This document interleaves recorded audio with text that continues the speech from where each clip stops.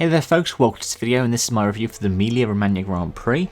Before we get into it, you can also check out in the description below a link to the video to my discussion about the end racism protest ahead of the race. It's something that I believe merits an actual discussion, especially in light of things such as We Racist 1 and incidents involving drivers such as Max Verstappen. But yeah, F1's return to Imola. The first time I've seen a Grand Prix at Imola. And boy, it was quite something. Of course, it didn't use the San Marino Grand Prix name.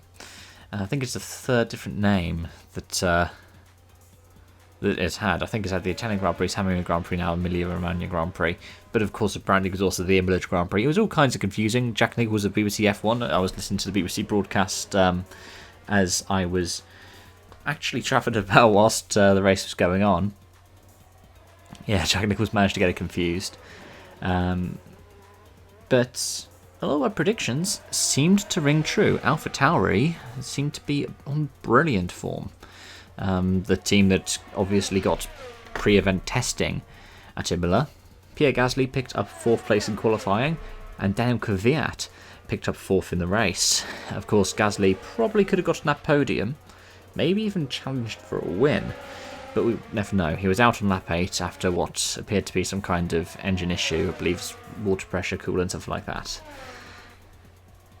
Outside of that, we had a few other retirements. Ocon, who brought out the VSC.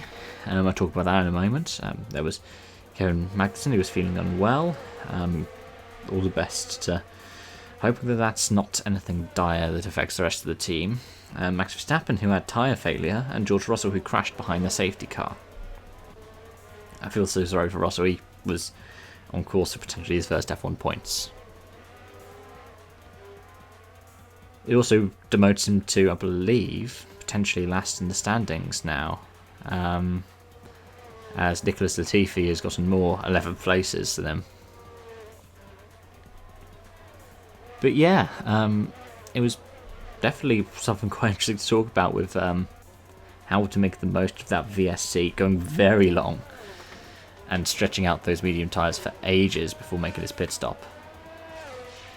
And it's been brilliant for Lewis as well. He could wrap up the championship at the next Grand Prix at Istanbul Park. All he needs to do is win or finish second, and Bottas doesn't have the fastest lap, I think. I think that's the permutations for him to wrap it up at Turkey. But Mercedes, quite importantly, and I haven't really said this, have now secured the double for the 7th year in a row. And this is unprecedented times in the world of Formula 1. You never really have a team that has been so dominant, and a pairing that have been so unstoppable. Of course, we've had 2 different pairings unstoppable Mercedes as well. We've had the Bottas-Hamilton one, and we've had the Rosberg-Hamilton one. And it's not just the engine.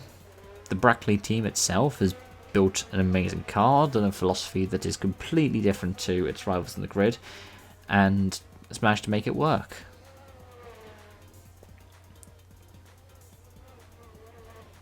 I've really been enjoying watching this all unfold, and I think a lot of other people have as well.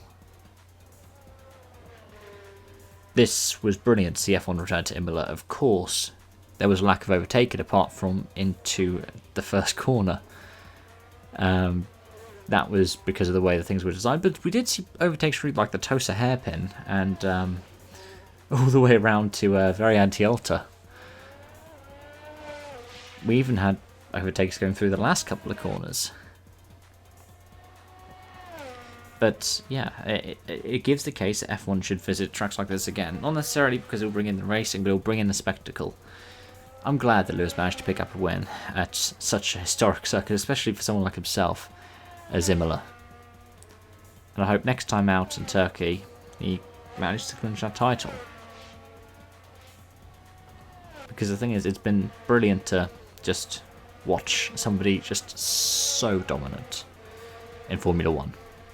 This season has been amazing. It's going to have to go down as one of the best seasons in F1 history. Definitely one of the most interesting. But yeah, those are my thoughts. Let me know yours in the comments section down below. Thank you so much for watching, and I hope to see you again soon. Bye bye for now.